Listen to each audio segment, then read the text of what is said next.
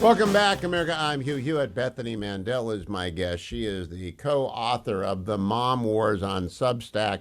Moreover, she is a resident of Montgomery County. Now, the Montgomery County public school system took it on the chin in a 6-3 victory on Friday that was much overlooked because of the events of last week being so significant. But I was looking forward to talking to you, Bethany.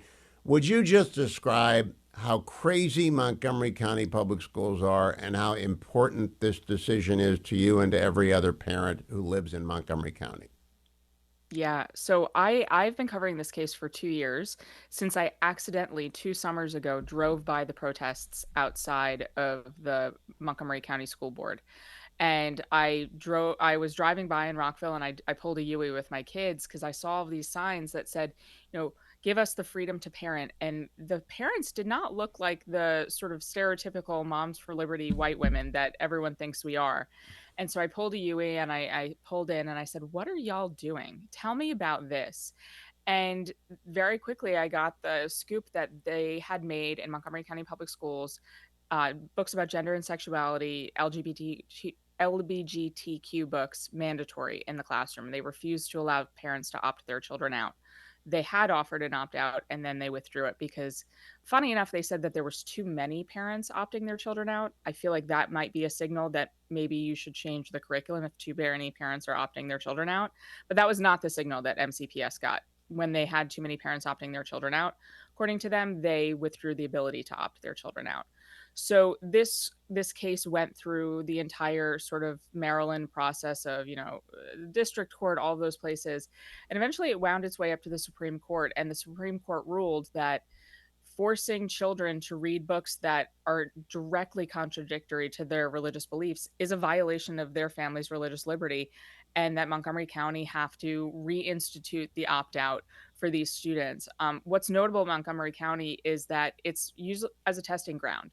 Things that happen here spread nationally. And so that was why I ran for school board here, actually, because the craziness that happens here is this is the incubator and it goes nationwide. And so this was a really important rebuke of this idea that the schools have control over children once they walk into that classroom door, and that parents have no ability to have any input onto what their children are learning, especially when it comes to gender and sexuality. Now, I don't know what you think about it, Bethany, but I applaud Justice Alito for Hmm. the detail he provided in his opinion about the books.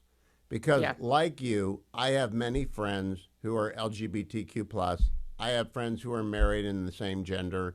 I have nothing against them, and I'm quite certain that my children will bring up their children with a tolerant Yep. viewpoint, but also with a pretty traditional Judeo Christian view of intimacy outside of the marriage between a man and a woman. Yeah. And what I think Justice Alito was driving at is that they were pile driving a parent's religious belief with these books. They were actually Yeah. destroying coherence between the school and the home. And that should upset every American, no matter what their religious belief is or no religious belief at all. Do you think the decision got the attention it deserves, in my view? I mean, I don't know because I've been doing media about nothing but for the last 72 hours because I was the first national sort of journalist to be covering this. But it was interesting. I was disappointed in Alana Kagan's decision to side with the minority because she said rightly in oral arguments, there's an argument to be made for the fact that there are plenty of parents who would find this material objectionable who do not have religious objections to it. They just find it objectionable.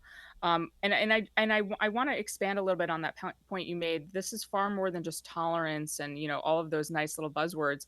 I want to just share with your listeners one of the books that was given to kindergartners. It was read Do to we need to give a kindergartners. parental alert? Do we need to give a parental alert here?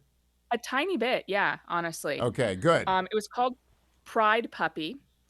And the end of the book has a glossary of words that you can go back and look in the pictures to find these words in the glossary. Here's some of those words: drag king, drag queen, high heels, lip ring, lace, and leather.